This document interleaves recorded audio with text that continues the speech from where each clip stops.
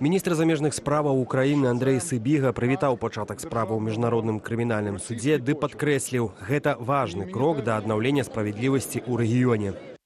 Гэта магутны сігнал пра тое, што беспакаранасці не будзе нават для тых, хто лічыць сябе вышэй за закон і любыя нормы гуманнасці. Украіна даўно выступае за прыцягненне рэжыму да адказнасці як за яго злачынствы супраць уласнага народу, так і за падтрыманне агрэсіі Расіі супраць Украіны. Правасуддзе неабходнае для лепшай еўрапейскай і дэмакратычнай будучыні Беларусі.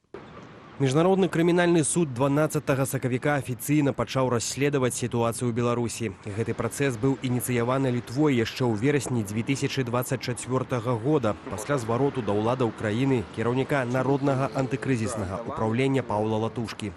Пасля праверкі пракуратура міжнароднага крымінальнага суда прыйшла да высновы. Ёсць важкія падставы лічыць, што ў Беларусі былі здзейсненыя злачынствы супраць чалавечнасці. Гаворка ідзе пра прымусовую дэпартацыю і палітычны пераслед грамадзянаў. Расследаванне ахоплівае падзеі з 1 траўня 2020 года. У Гаазе падкрэсліваюць, сістэматычныя атакі на цывільнае насельніцтва захвочвала найвышэйшае кіраўніцтва Беларусі.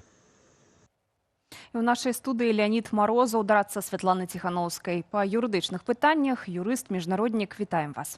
Прывітанне. Ну, па-першае, хочацца павіншаваць, бо вы таксама ўнеслі свой унёсак, каб гэта расследаванне распачалося. Ну, а па-другое, бачым ужо адну з першых міжнародных рэакцыяў Украіны, якая ўхваліла гэта расследаванне. Уласна, пакуль все зазначаюць пра сігналы, пра больш сімвалічны крок, пакуль няма ордэру, але тым не менш, як ужо цяпер гэта рашэнне можа паўплываць на міжнароднае дачыненне Лукашэнкі з той жа Украінай і з іншымі краінамі, з ЗША, напрыклад, калі распачнуцца зараз перамовы.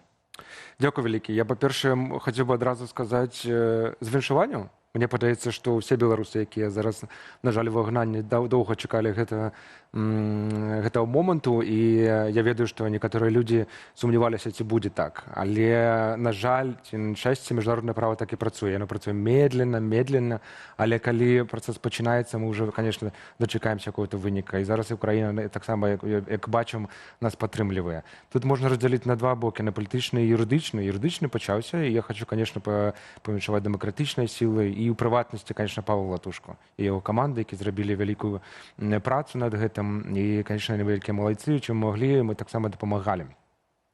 Паглядзім, што зараз будзе. Я ведаю і чытаю таксама ўжо рэакцыю з Менску, што ёсць, так сказаць, пажаданне людзей, якіх будзе вызваляць, заставляць у Менску. Мне падаецца, яны крыху не разумеюць, што мінулыя злачынствы, якія зрабілі супраць чалавечнасці, ўжо не вернуць. І, на жаль, ці на шчасце для нас, яны будуць адказваць за гэтае злачынства, але я зараз толькі з Жэневы, я всю дарогу ехаў і думаю пра адно пытанне. Хто гэты чалавек, які сёння ці ўчора раніцай прыйшоў да Лукашэнкі і сказаў: вас хутка чакаюць у Гаазе.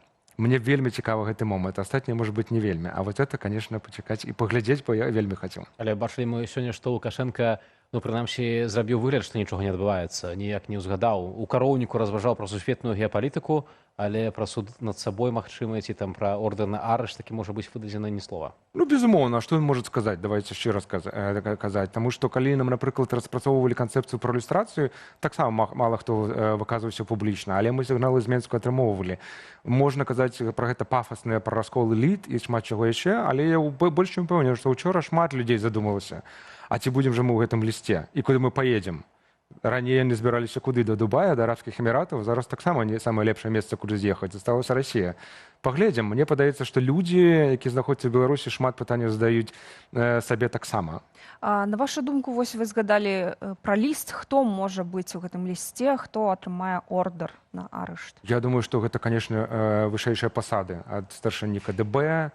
Мы ведаем, конечно, пра АМАП ці якія сілавыя структуры, безумоўна, яны павінны быць у гэтай структуре, і выдатную працу зараз робіць на ангельском, эта структура называецца International Accountability Platform for Belarus, дзе яны збіраюць злачынствы, якія былі зроблены пасля 2020 года, і там, безумоўна, спіс лиц, якія датычны злачынствы, яны ўсе ёсць.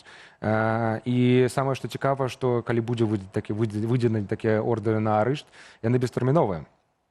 То бок от мы зараз уже маем такі сімвалічны шаг. Я вельмі спадзяюся, што мы дачакаемся, калі іх будуць судзіць у Гаазе, а яшчэ больш хацелася, каб судзілі іх нацыянальныя беларускія суды. То бок будзе вельмі цікава. Вось акурат мы таксама задаваліся сёння пытаннем у нашай YouTube-трансляцыі, чым закончыцца пазіцыя Лукашэнкі не да закону, бо ён сёння зноў гэта агучыў, што, маўляў, на заканадаўства ён глядзець не будзе. Тут 4 варыянты адказаў. І так размеркаваліся галасы. Судом над рэжымам у Беларусі 24%, міжнародным судом 31%, грамадскімі самасудамі 8% і нічым 37%. З гэтага пытання бачым, што больш гледачоў вераць у міжнародны суд, чымся ў суд у Беларусі. Аднак вось сама гэтая справа, якая заведзеная ў міжнародным крымінальным судзе, яна датычыць, ну, пэўных, я б сказаў, ведаеце, верхушкі айсбергу злачынства ў Лукашэнкі, бо яна датычыць злачынстваў транснацыянальных на тэрыторыі Літоўскай рэспублікі. Трэба крыху растлумачыць. Безумоўна, гэта іск Літвы да міжнароднага крымінальнага суда ў боку дачынення да Беларусі. Я вельмі спадзяюся, што некаторыя краіны таксама далучацца да гэтага кейсу, і тады мы, конечно, будзем сферай геаграфіі, гэтай кейса будзе больш. Але што тычыцца нацыянальных судоў, я вельмі спадзяюся, што калі будзе працэс ілюстрацыі, што нацыянальныя суды будуць судзіць. То бок, ну, хто тварыў тыя злачынства на акрэсціны, яны наўрад ці падпадуць пад міжнародны крымінальны суд. Але пра нацыянальныя суды і пра крымінальнае права, якое яны парушалі, я вельмі спадзяюся, што яны, конечно, сядуць на скамейку. І мне вельмі хацелася, чтоб нашы суды судзілі. То бок я веру ў міжнароднае права, і мне вельмі падабаецца, але гэта не выключае адзін аднаго. Гэта патрэбна для ачышчэння нашага грамадства. Безумоўна, калі паказаць, што гэта было злачынства, што была гэта трагедыя, і як вы бачылі, сёння цытавалі таксама Лукашэнку, 6 год прайшло, а ён усё клапочецца па 20.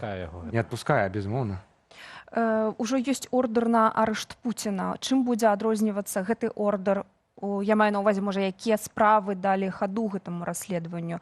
Ці гэта вываз украінскіх дзяцей, або мы кажам пра беларусаў, якія вымушаны былі пакінуць тэрыторыю нашай краіны і цяпер жыць у замежжы, ці это гвалт сілавікоў? Давайце нагадаем нашым гледачам, што менавіта якія кейсы там паклаліся ў аснову. Гэта крыху іншыя кейсы, таму што калі мы зараз кажам пра міжнародны крымінальны суд, это разглядаем іск Літвы супраць Беларусі. Это злачынства супраць чалавечнасці, таму што рэжым выталківае вялікую колькасць людзей, умоўна дэпартуе да Літвы, і гэта кейс разбіраецца. Кейс Украіны, ён асобны, і тут, безумоўна, таксама вялікая праца НАО і Паўла Латушка, ён будзе разглядацца, калі будзе разглядацца, асобна таксама. І зараз справа ідзе ў тым, што Літва, як удзельніца Рымскага статуту, умоўна дакументы самага галоўнага міжнароднага крымінальнага суда, яна кажа, што супраць мяне былі таксама здзейснены злачынства, і беларусы, якіх дэпартавалі праз Літву, вось яны паўплывалі так маштабна і сістэмна на карціну міровага правапарадку. І таму гэта вельмі цікава для нашага кейса. Як мы зараз бачым па розным статыстыкам, больш за 500 000 до 1 000 000 людзей, якія зараз з'ехалі прымусова з краіны. Мы не ведаем, колькі такіх людзей. Ну, напрыклад, па апошняй статыстыкі, якую я маю, напрыклад, з 2020 года па 25 у Еўрапейскім звязе было выдана 1 200 000 пластиковых карт ВНЖ. Калі быць шчырым, зразумела, што кожных 2 года мяняем, то бок, окей, падзелім на 2. Это як мінімум 500 000 людзей, якія знаходзяцца прымусова. Так, велізарная лічба. І, безумоўна, Еўрапейскі звяз гэта ўсё гэтым усім дапамагае. Таму рэакцыя такая ёсць. Яшчэ мы павінны ацаніць, што міжнародны крымінальны суд — гэта незалежная структура. Яна чакала некалькі год, і зараз, калі гэты працэс пайшоў, гэта значыць і сведчыць, што ў іх ёсць дастатачна матэрыялу, з якім можна працаваць. Ну так, бо судовая ўлада павінна быць незалежная ад нейкіх іншых, скажем так, выканаўчых там ці заканадаўчых органаў. Але разам з тым, спадар Леонід, мы бачылі выпадак з ордэрам, напрыклад, на прэм'ер-міністра Ізраілю. Беняміна Нетаньяху, тут я трошки такую, ведаеце, лыжку дзегцю дадам у бочку мёду, таму што гэта сітуацыя выклікала, ну, вельмі кантраверсійныя рэакцыі. Нават, напрыклад, ЗША ўвозіла санкцыі супраць адносных асобных шальцоў міжнароднага крымінальнага суда. Потым Угоршчына, якая з'яўляецца падпісантам Рымскага статуту, увогуле праігнаравала гэты ордэр, і прэм'ер-міністр Ізраіля меў магчымасць прыехаць у Будапешт. Ці цяпер у гэтай сітуацыі міжнародны крымінальны суд мае дастатковы аўтарытэт, каб гэта была не выключна піар-акцыя, а рэальная пагроза для рэжыму? Я думаю, што так, но это доўгі працэс, безумоўна. Вы зараз бачылі, калі Лукашенко амаль што збіраўся ў Вашынгтон на падпісанне статуту міру і куды ён не паляцеў. Але зараз яшчэ больш краін зачыняцца для яго і для менавіта Ражанкова, можа быць, і таксама, які так часта вылетае кудысьці, і ён моцна полюбіў Афрыку. Некаторыя краіны не вельмі захочуць з гэтым працаваць і захочуць дапамагчы. Таму я больш чым пэўны, што ў Менску учора вельмі моцна паднапрыгліся. Зразумела, што зараз яны, можа быць, нікуды не паедуць. Але я ім жадаю доўгага жыцця, і мы паглядзім, як гэта будзе адбывацца, можа быць, у Газе, можа быць, у Менску. Трэба пачакаць. Лукашенко сёння згадваў Злучаныя Штаты падчас наведвання Магілёўскай вобласці і казаў, не толькі згадваў палітвязняў і нібы апраўдваўся за тое, што мусіць іх вызваліць, што таксама вельмі дзіўна. Але таксама казаў, што на павестцы і эканамічнае пытанне з ЗША. Дык вось, калі раней з беларускай калію знялі санкцыі і быў спадзеў прадаваць іх праз порты Клайпеды і Украіны, то цяпер, калі ўсё ж такі збіраюцца здымаць гэтыя калійныя ўгнаенні, ці будзе шанс гандляваць пасля ордера на арышт? Вельмі добрае пытанне. У мяне ёсць мой калега Дзеніс Кучынскі. Мне падаецца, ён вам адкажа шчыра і больш дыпламатычны. На жаль, я зараз займаюся такімі, можа быць, не на жаль, больш праваабарончымі тэмамі права чалавека. Это крыху палітычныя і эканамічныя пытанні. І тут я, на жаль, не ў стане кампетэнцыі таксама адказаць, на жаль. Святар Леонид, па вашай кампетэнцыі, бо вы акурат вярнуліся з Жэневы. Так. І там было вось гэтае паседжанне Рады ААН у правах чалавека, і мы бачылі гэтую сцэну, як была палізняволеная, якая прайшла праз пакуты велізарныя. Паліна Шарэнда-Панасюк падыходзіла да гэтай прадстаўніцы рэжыму з партрэтам палізняволенай Вольгі Маёравай. Раскажыце, калі ласка, можа быць, вы бачылі ўжывую гэтую сцэну і нейкую рэакцыю таксама іншых прадстаўнікоў іншых дзяржаваў, як яны гэта ўсё ўспрымалі? Была цікавая сітуацыя. Таксама, да, я знаходзіўся ў Жэневе, і мы толькі сёння вярнуліся адтуль.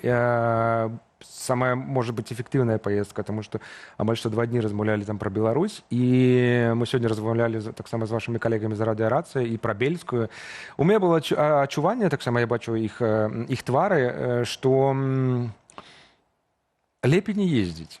Ім, так? Ім лепей не ездзіць. Это не то, што адчуванне, таму што всіх, з кім мы размаўлялі таксама ў Жэневе, яны выдатна разумеюць, што з бельскай размаўляць няма сэнсу. Ну, то бок лепей не ездзіць, можа быць, на экалогіі сэканоміць і на квітках. Таму што яна там сядае і чытае тэкст, шмат пытанняў задавала, што яна там чытае які тэкст. То мы таксама разумеем, дзе этот тэкст напісалі і што яна можа да яго ісці. Яна прыйшла, пачытала і паехала далей. То бок эфектыўнасці ў гэтым няма. Беларусь спрабуе якім чым там сябе прадставіць, але па мінулым 2 дням мы бачылі, што у нас было 3 сайд-івэнта, якія мы рабілі па Беларусі. Мы бачылі Святлану Тихановскую, якая выступала на Радзе па правах чалавека. Учора мы таксама сустракаліся з Алесем Беляцкім, з вярхоўным камісарам, які выдатна разумее сітуацыю ў Беларусі. То бок афіцыйны Мінск нічога супраць гэта не можа сказаць. Проста выйсці і прачытаць такі тэкст, ну, мне падаецца, можна па зуму. Я думаю, што шукаць міжнародную супольнасць у іх не атрымаецца. Спадар Леонид, дзякуй вялікі, што завіталі сёння ў студыю. Дзякуй вам.